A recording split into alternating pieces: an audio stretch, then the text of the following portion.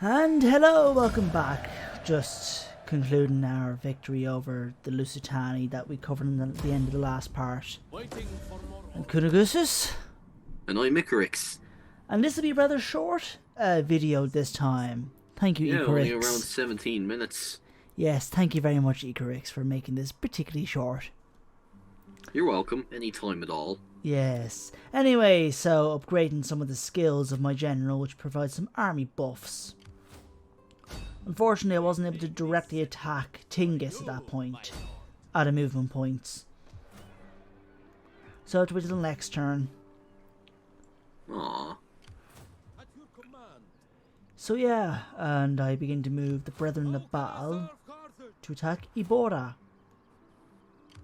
What's so great about Ubora? Well, it has the iron resource, pretty neat, but it's also in the LUSUTANI's home province.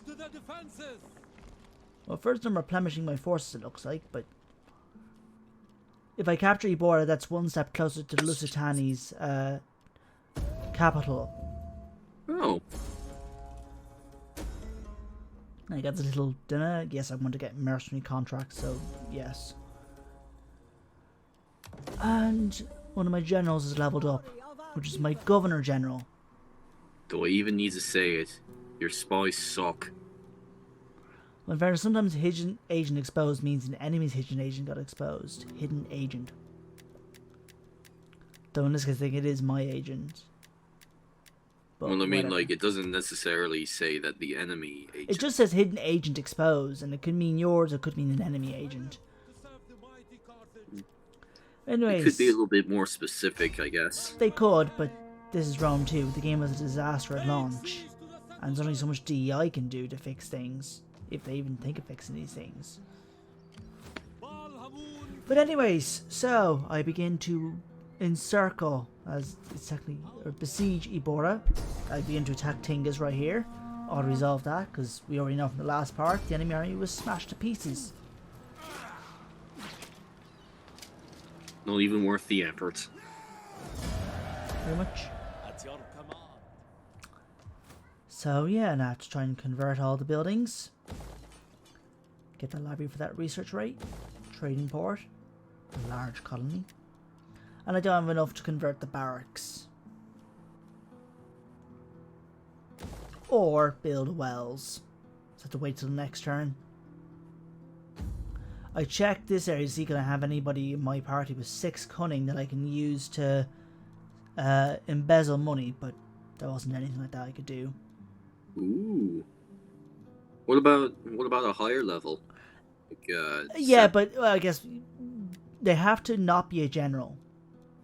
Oh, right. It has to be strictly a politician, like... Yeah, a politician with 6 or more cunning on your faction side, now in this case the Barca dynasty, and they can embezzle money, which gives me a bit extra cash at the cost of loyalty and their own gravitas. But in this case there was nobody I could do that with. So I move this army up towards Crescentia, and this army is slowly being built up more. Need to get some more slingers and some more melee infantry. More Balearic? Of course. It's always going to be Balearic slingers. Of course. The only time I have armies that don't use those is there's that one army with those Sardinian spear archers, and in my Thraeos reforms, 1 or 2 armies that have Libyan peltasts. Which are pretty good troops in fairness. Peltasts are usually pretty good. And I've done a lot of reading on peltasts in my college stuff. They're pretty interesting. You know, especially when you learn about how the Greeks shunned a lot of light infantry. Ranged troops were kind of shunned in traditional Greek culture. They saw it as kind of effeminate. But peltasts were kind of an exception. They kind of didn't mind peltasts, since their style was a little bit more in common with the ways of warfare that was described in the works of Homer, like the Iliad. So they kind of fit a bit more comfortably in Greek culture. But yes, so I start recruiting more troops. I get another Scutari, then I decide to recruit. I check the stats between them and the Brutian swords, and I go for the Brutians. For more variety. Your go-to guys. The Brutians are pretty nifty enough. You know. Kinda, I guess, close-ish to Roman-style infantry. They are Italian, so... Yeah, so Aralicum's about to have a rebellion there. And so here we have our battle where I begin to attack. I check the others off first, but I think I do fight this out. To attack Ibora. My force is already pretty battered. Yeah, I quick save. And I begin my assault on Ibora. But this I think is a field battle. The time has finally come. Yep, for our only battle in this part. So of course I have my Numidian scout. Because that's what they're useful for, scouting. They're useful for other things, but scouting is one of the key strengths of them, I feel. Trying to find those damn elephants. Why elephants? I already have elephants on my side. It's looking for those Iberians. That's what I meant. They might have elephants. They don't have elephants. There's no elephants in Iberia. Oh, okay then. There are no elephants in Iberia. No Iberian factions get elephants unless they're in territory that has elephants, like Africa. And that's a garrison army, so there are no elephants. You fool. Well, they're making their move. Yeah, so my slingers are moving out. Again, they can outrange the enemy slingers. Balearic Fundator. Baleares funditores. Basically Balearic slingers in Latin. Oh, right. Okay. Basically DEI goes towards a system of if they can give a name of a unit in their language, they'll try. If they can't, they'll use Latin or Greek. Okay. Nice substitute. So, because there's very little known about any of the Iberian languages, they use Latin. Mostly. Some units get, like, Celtic-y names. But mostly they use Latin.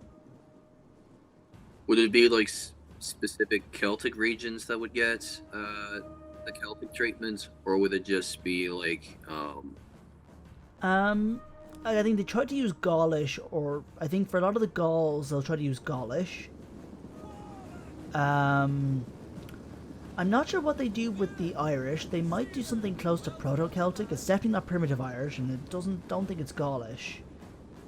And the British stuff, I'm not sure. They might try something like a Common Brittonic if they can construct that reasonably, but best I can say regarding the Celtic side. Well, your Balearic Slingers are doing a hefty amount of damage there. Well, they're beginning to fire their first shots. Usually the first few shots don't do a huge amount of damage. It builds up after a while. But yeah, if you guys are already starting to die. All the same, like, it's doing a number on their shields. Yeah, but certainly the shields are small, so there's only so much they can block. Oh, not a good idea, Lance. But, yeah, so for Greeks, of course, they use Greek, but, I believe for Carthage, though, they use, Hebrew for a lot of the names. Why Hebrew? Because it's very, very close to Punic, and there's not a lot that can be easily found on Punic. So it's the next best thing. The compensation. Yeah, because they're very, very closely related languages, and some kind of are blurring the lines whether they're even much different in the first place. So it's reasonable inference for lack of anything else they can do. Curiosa. Kuroas. Kuroas. Kuroas. Kuroras. Golberi Kuroas. Golbeti Kuroas. Golberi Kuroas. Whatever. Qart-Hadasht. Well, they seem to be flanking the enemy ranks. Oh yeah, move my troops around. But so that's the way it works. I'm trying to think. For Germanic factions, they use Proto-Germanic. They try to use, I think, Proto-Germanic for the Germanic ones. Thracians, they use Greek, because there's very, very, very little information on Thracian. For the Marians, they use Sanskrit. I think for the Persians and a lot of the Iranian types, they'll use Persian or very old, I think Persian, probably Old Persian, if they can. Possibly for some other Iranic languages for the related groups, so yeah. That's the way it works out in DEI. The inspiration is mainly from, I think, Europa Barbarorum. I think that's what they use. And some of the names are the same as units from Europa Barbarorum, which was an overhaul mod for like Rome 1 that inspired DEI. So yeah. So those slingers are losing. They've barely gotten, they haven't gotten any kills. Ooh, that's gotta hurt. Yeah. Well, think of this. If somebody flings a stone at quite a high speed and distance, that could probably shatter some bones. Now imagine probably that was a few made skulls. of... Yeah, imagine if that ammunition is made of lead instead. So an even harder material. That would really pack a punch. But yeah. These guys are getting whittled down by slingshots. They seem to be taking their sweet time just standing around doing nothing. Yeah, AI isn't always great. Again, it's known for CA to make pretty dumb AI, and again, AI's behaviour is hard-coded, so modders can't do a lot to change it. I don't know, their AI for Alien Isolation was pretty slick. It seems like this for Total War, though, it's known to have a dumb AI, and it seems like CA just kind of designed that by some level of intention. Not sure why. There's probably too many variables to work with. Maybe. But it's known that the AI in Total War is kind of dumb. With DEI, they sometimes try to indirectly influence the behaviour of the AI by making a few changes to other things. Yeah, that's kind of probably why the AI in Alien Isolation was really considered groundbreaking at the time, because if you think about it, they were only working with like one sort of program to work with, whereas in Total War they sort of been stretched far too wide, you know. So well, again, CA are the people in which Total War is their thing, and they're really the only ones that made a game like this.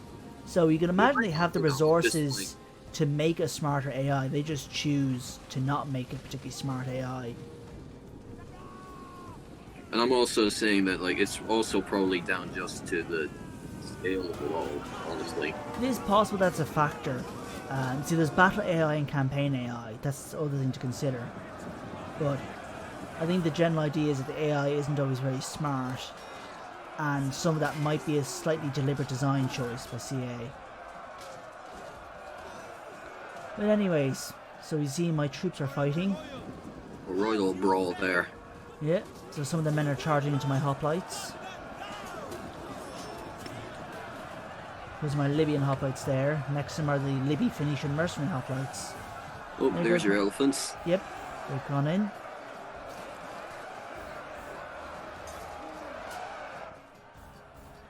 But yeah. My Gaulish swords are fighting those guys. Iberdi Kaitati.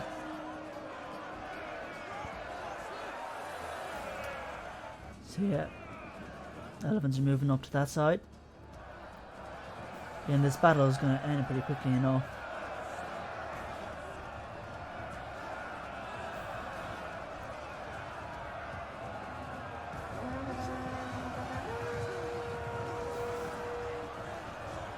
Sure, it was hardly a battle. Yeah, again, it was a weak garrison. I was outnumbered by my more professional fighting force. You know, not exactly much they can do. And there we have that. Timor is ours. Yes. Just have to occupy it. Fight for you, my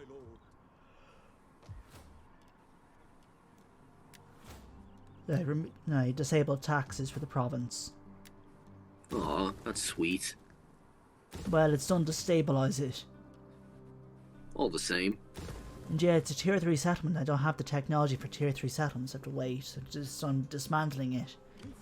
So I can just rebuild it from scratch.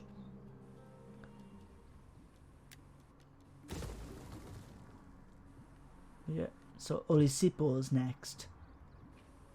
It's next on your hit list. Yep, and that'll be the end of the Lusitani once I capture Migdol, which is in Africa. So yeah, I'm recruiting a few troops just to protect Numantia.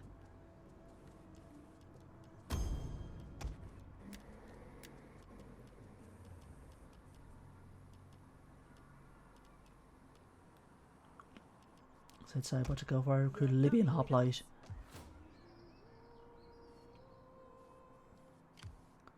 But yeah.